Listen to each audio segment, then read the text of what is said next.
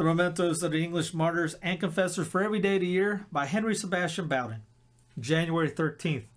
A Herald of the Truth. Bishop White of Winchester, 1560. I am come into this world, he said in his sermon, to this end to serve God and to be saved. I come into this world to witness unto the truth, as Christ my Master came before me. But I impugn the truth and advance falsehood.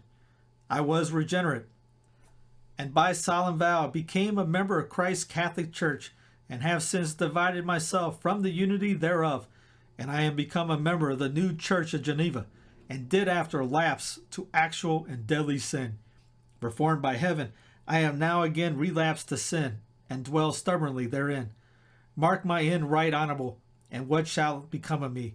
I shall in the end be damned everlastingly. Of bishops, he says, they are placed by God, as Ezekiel says, to keep watch and ward upon the walls, and give warning when the enemy cometh. If then they see the wolf toward the flock, as at the present he be coming from Geneva and Germany with their pestilential doctrines to infect the people, and from fear or flattery they give no warning, and let the wolves devour their flock, the blood of the people will be required at their hand.